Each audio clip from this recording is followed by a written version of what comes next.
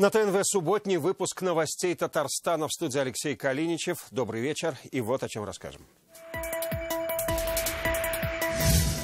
Великое таинство или проверка силы духа? Скажи, холодно? Нет. Все отлично.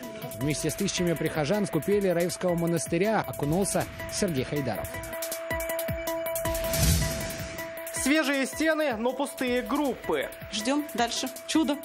А его нету. Детские сады Нижнекамского района после ремонта не оборудовали мебелью. Почему так вышло, узнавал Рамиль Шайдуллин. На казанском льду лучшие хоккеисты континентальной хоккейной лиги. Чем они удивляли болельщиков и кто стал победителем, расскажет Салават Мухаммадуллин. Побывать на свадьбе енотов и покататься с талисманами КХЛ. Удалось познакомиться с талисманами разных команд. Как развлекали казанцев в преддверии звездного уикенда КХЛ, расскажет Рамиль Галиуллин.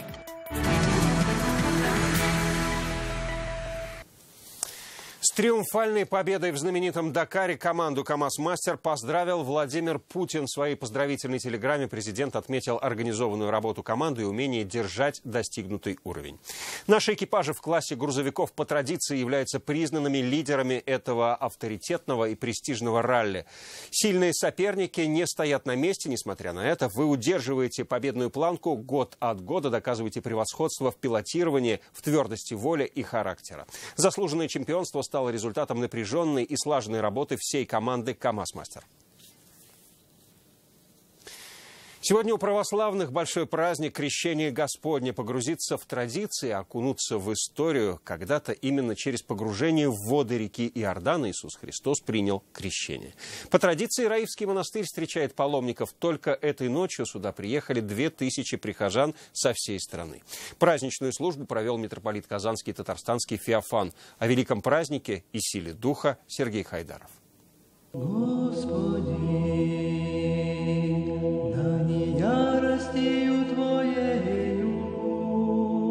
В Раевском монастыре уже по традиции в эти дни многолюдно. В соборе Великой Троицы тысячи прихожан. Праздничную службу проводит митрополит Казанский и Татарстанский Феофан. Самара, Тольятти, Йошкар-Ола. Здесь православные со всей страны.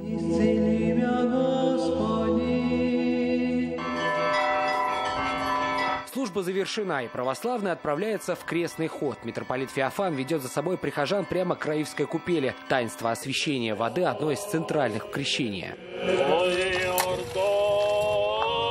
А у местного родничка уже очередь в несколько сотен метров. Вода в эти дни считается чудодейственной и имеет особую силу. Некоторые запасаются ею на весь год. Почему так много взяли с собой канистр? Нас много. Себе, родителям, бабушке, дедушке, родственникам. Вот хотим раздать. Вода святая, как говорят, на самом деле помогает от всех болезней. Ой, дай Бог исполнится наше желание. Православные верят, если окунуться в Иордань, выйдешь чистым, как младенец. Святая вода смоет все грехи. Кстати, вера здесь главная. Люди окунались даже в советское время, когда шло гонение на церковь, говорит владыка. И глубоко верили, что божественная сила освящает воды. И поэтому вот это купание в эту крещенскую ночь должно сочетаться с верой. Но ни в коем случае не должно быть шоу. Уди! Желающих испытать свой дух немало. Очередь до храма, но на лед сразу всех не пускают. Строго по 20 человек. Все под присмотром спасателей. Холодно? Нет. Все отлично.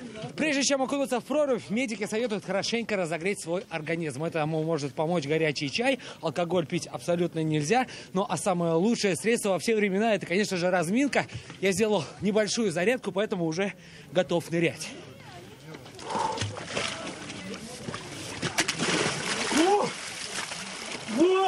Кстати, находиться долго в этой воде нельзя. Максимум 1 минута. На выходе встречают спасатели с полотенцем. После ледяной воды кожа горит. Кажется, телу даже жарко. Несмотря на это, лучше быстро одеть теплую и сухую одежду и греться чаем. Альметьевск, Челны, Нижнекамск, Заинск. Люди сегодня окунаются в купели по всей республике. А это уже столичная Казанка. Воду в реке осветили, поэтому далеко ехать горожанам не нужно. Более того, чтобы набрать святой воды, можно даже не выходить из дома, она уже течет из ваших кранов. И на водоемы, и на источники, и даже на ту воду, которую мы освещаем в храме. То есть, по сути дела, в городах это вода, которая подается через водопровод. Купели Татарстана опустеют еще не скоро. Крещенские купания будут идти еще по меньшей мере 3 дня. И даже после этого вода в проруби своих чудодейственных свойств не потеряет, говорят священники. Все зависит от веры каждого. Сергей Хайдаров, Данил Филатов, ТНВ, Татарстан. В обряде крещенского купания приняли участие военные. Сегодня в деревне Куюки Пестричинского района бойцы Росгвардии, курсанты танкового училища и гадеты окунались в Иордань. Почему вот уже 12 лет военнослужащие выбирают место у храма святого Николая Чудотворца, расскажет Ленар Гинатуллин. Десятки военных на крещении в храме святого Николая Чудотворца можно увидеть ежегодно, начиная с 2007 года. Они приезжают сюда, чтобы вместе пройти крестный ход и окунуться в Иордань. Бойцы спецназа, которых, в общем-то, я окормляю, с которыми я неоднократно был в горячих точках. Вот, и, соответственно, они тоже помогают, руководство идет навстречу и в организации праздника, и сами участвуют непосредственно, приезжая сюда, ставив свои палатки, свои полевые кухни. Церковь и армия всегда идут вместе, как в старые добрые времена, отмечает отец Виталий. Сегодня здесь бойцы Росгвардии, курсанты Казанского танкового училища и кадеты. Близость чувствую, близость религии. Я сам мусульманин. Вот.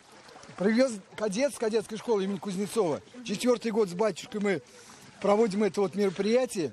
Все рады, довольны, родители благодарны. И даже молодые ребята, кадеты, чтут традиции и ежегодно принимают участие в омовении. Расскажи, пожалуйста, как ощущение? Почувствовал себя заново рожденным? Так точно. Было очень хорошо. Главное перебороть. В первое время, когда заходишь, конечно, стресс сильно получаешь. Когда выходишь, уже все горит. То есть уже тепло, уже не мерзнешь, когда из воды уже вышел. После проруби все могли согреться в теплых палатках и выпить горячего чая. Для тех военных, кто сегодня был на службе и не смог поучаствовать в омовении, Иордань ждет еще 3 дня. Ленар Гинатуллин, Игорь Романов, ТНВ, Казань. К другим темам. 165 многоквартирных домов построят в этом году в республике. Программу Госжилфонда сегодня обсудили на республиканском совещании. Министр строительства республики Ирик Файзуллин отметил, что в программу капремонта вошли более 900 объектов. Обеспечены жильем будут 309 сирот и 132 семьи из категории особых граждан. Более 20 тысяч татарстанцев получили новое жилье. Было расселено почти 8 тысяч непригодных для жизни помещений. Таковы итоги республиканской адресной программы по переселению из аварийного жилья. Она действовала в Татарстане последние 5 лет. Что дала эта масштабная работа? На примере одной семьи из Кукмара узнал Дмитрий Аринин. Дом стоял вот так. Длинный был дом очень. А еще к исходу нулевых стал и очень старым. В этом кирпичном строении 30-х годов прошлого века Нина Дакус ютилась с 3 детьми в небольшой 30-метровой квартире. Стены трескались, и слышимость уж была вообще ужасная. Все удобства, конечно, на улице были. Да, вспоминать не хочется просто. Чтобы помочь жильцам, дом внесли в программу аварийного жилья. Семья Нины Дакус переехала в новый микрорайон Кукмара. И вам открывать будем? Открывайте. Тоже же хороший, большой, смотрю. По сравнению с бывшим аварийным жильем, новая двушка в 2 раза больше. Самое главное для меня – слив. Воду вытаскивали, когда стирали, тоже вытаскивали, на улицу выливали. А тут уже поставила стирку, стирается. Тут удобно сидеть, чай пить. Еще не пробовали чай пить. Да.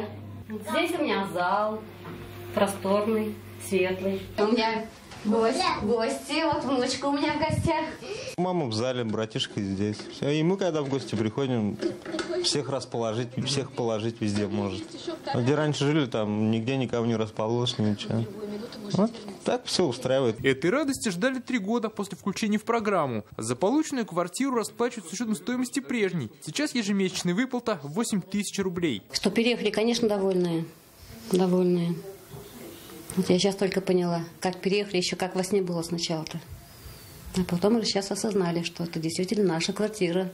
В Татарстане за минувшие 5 лет свои жилищные условия улучшили более 20 тысяч человек. Уже решено, программа помощи аварийщикам будет действовать и предстоящую 5-летку. Дмитрий Аринин, Ильшат Мухаметов, ТНВ, Кукмарский район.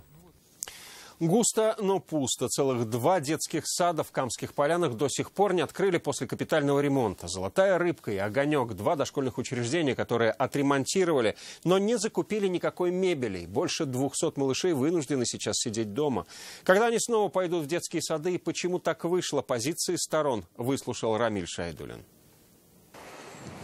Новая кровля, обновленные фасады. С виду и «Золотая рыбка», и «Огонек» вполне работающие детские сады. Здесь прошел ремонт. Потратили на него 48 миллионов рублей. Но пока ни один ребенок не вернулся в группу. В прошлом году, 19 марта, закрыли детские сады на капитальный ремонт. И с тех пор мы все ждем. И за этот практически год первый раз нас вообще осведомили и собрали на собрание. Первый раз. Не распределили затраты по главам сводного сметного расчета.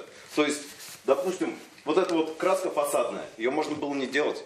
Сад может без этой краски функционировать. Без мебели, без кухонного оборудования сад не может эксплуатироваться. Соответственно, объект не сдан. Камполянцы возмущены, что в смету почему-то не включили мебель. В результате сады не могут принимать малышей. Около 300 вынуждены ходить в другие группы, и еще 200 сидят дома. Родители ждали ответа руководства района. Сегодня им объяснили, почему так вышло. Программа капитального ремонта подразумевает под собой 9 видов работ. 9 видов работ, связанных с техническим обновлением здания, его коммуникаций. К сожалению, в перечень работ, которые подразумевает под собой программа, не входит обновление мебели и оборудования. Когда детсады будут готовы принять детей, в управлении образования района не готовы дать точного ответа. По их словам, деньги на мебель идут не из бюджета республики, а речь о 4 с лишним миллионах рублей, по 2 на каждый детский сад. Рамиль Шайдулин, Ильшат Аюпов, Рамиль Закиев, ТНВ, Нижнекамский район. Все сильнейшие батыры, победители сабантуев и чемпионы мира определяют сильнейшего. Сегодня в Казанском цирке музыкально-спортивный праздник «Манзара». Чемпион получает золотой пояс, зрители – автомобиль. В эти минуты на арене работает и наша съемочная группа. Алмаз, здравствуй. Как тебе национальная борьба в новом формате? Да, действительно, 28 сильнейших борцов не только нашей республики, но и со всего мира собрались здесь, в Казанском цирке. И этот уникальный проект совмещает не только спорт, но и музыкальное искусство. Лучшие певцы, лучшие борцы. Все, что любит наш татарский народ. Если главному батыру Сабантуеву вручают живого барана или автомобиль, то здесь организаторы подготовили уникальный пояс стоимостью 150 тысяч. Он достается, как правило, победителям того же ММА или UFC. И давайте о некоторых секретах мы поговорим с главным организатором, а также продюсером проекта «Манзара» Айдаром Шаймардановым. Айдар Рафатович, скажите, что еще интересного ждет болельщиков, зрителей, а также наших борцов? Как вы уже сказали, это главный приз, символ, пояс золотой, денежные призы для борцов. А для зрителей мы сделали большой подарок. Это в виде автомобиля «Лада Гранта». И методом лотереи по купленным билетам кто выиграет, тот выиграет. Вот основные сюрпризы, наверное, вот они. Да, конечно же, не только это, но и всех зрителей ждут еще множество сюрпризов, а также призов. Борьба будет идти до вечера. И, как заявили все спортсмены, здесь представители Казахстана, Таджикистана, Узбекистана, Молдовы, а также главный батыр Сабантуев. Борьба будет нешуточной, и здесь все по-честному, все по правилам. Будет интересно. Спасибо, Алмаз. Это было включение из цирка со спортивного праздника «Манзара». Мы продолжим. На льду танцы, песни под гитару и мушкетеры. Сегодня в Казани стартовал звездный уикенд. На столичный лед вышли лучшие хоккеисты континентальной хоккейной лиги. Игроки из 4 дивизионов выясняли, кто быстрее и эффективнее всех выполняет буллиты и защищает свои ворота. Как прошел звездопад в Казани, расскажет Салават Мухаммадулин.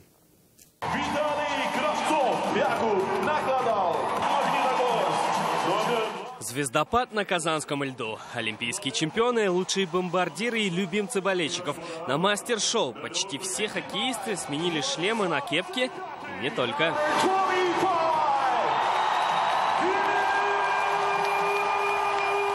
Звездное представление сразу перешло в шоу. 4 дивизиона КХЛ выясняли, кто из них мастеровитее. Один уикенд в году они могут позволить себе поиграть не на результат и даже потанцевать на льду.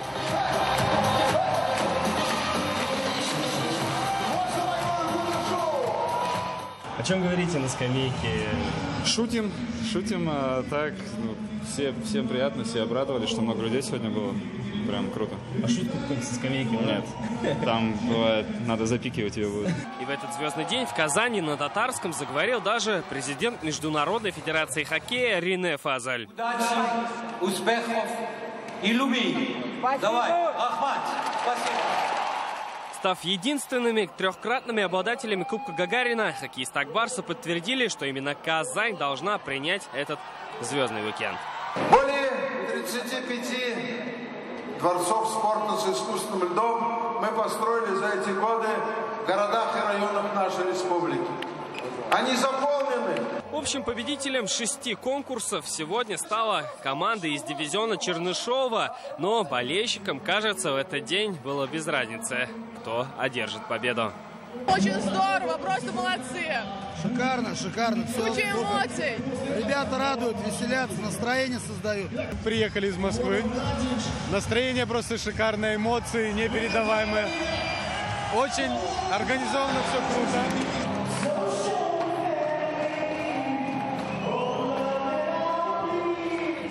Сегодня на льду можно поиграть и вот так вот на гитаре под поддержку своих же соперников и из других команд. Это только первый день хоккейного пиршества в Казани. И сегодня игроки демонстрировали свое мастерство и, так скажем, фишки. А уже завтра на этом же льду пройдет матч звезд. Салават Ухмадуллин, Даниил Филатов, ТНВ, Казань. Побывать на свадьбе енотов и покататься с талисманами КХЛ на катке. Сегодня такая возможность была у жителей и гостей Казани. В рамках недели звезд в город приехали не только хоккеисты, но и их маскоты всех команд КХЛ.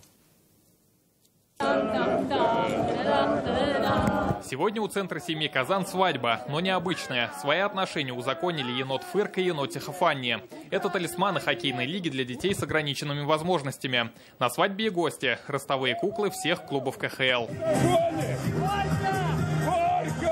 И какая же свадьба без гуляний? Их талисманы устроили на катке парка «Черное озеро». На лед вышли 1,5 десятка костюмированных кукол. Здесь и представители зеленого дерби – местная из Барс и куница из Уфы. Очень все круто. Спасибо, Казань, за гостеприимство. Мы приедем еще раз сюда, в плей-офф, и выиграем. Собирать пушистых символов всех команд КХЛ давно стало традицией лиги. Но программа мероприятий и развлечений каждый год отличается. Например, в этом году для жителей и гостей города подготовили такие игры, как «Кто быстрее?», «Пятнашки» и перетягивание каната. Редкий хоккейный матч обходится без потасовки. Вот и сегодня персонажи устроили шуточную рукопашную прямо на льду. Тигренок из Хабаровска, грозный сибирский снеговик, сочинский леопард Лео и многие другие. Их появление на льду вызвало у публики настоящую радость. Не только у детей, но и у взрослых. Удалось познакомиться с талисманами разных команд. Я даже не знала, что так много команд и такие разные у них талисманы. Хороший культурный отдых. Такого очень такого российского масштаба и европейского, можно сказать. Я люблю команду Ак-Барса. Я за нее уже много раз болел. И даже ходил на первый финал. Гостей веселили не только забавами. Для собравшихся приготовили интерактив. Самые удачливые получили билеты на мастер-шоу звезд КХЛ. Да, честно говоря, больше наугад. Пару неправильных ответов были и выбрали талисмана Металлурга и угадали. Сегодня приключения талисманов не заканчиваются. Завтра у маскотов особенная миссия. Они посетят социальный приют для детей «Гаврош». Рамиль Галиуллин, Вадим Илларионов, ТНВ, Казань. А у меня пока все. Увидимся в 21:30. До встречи.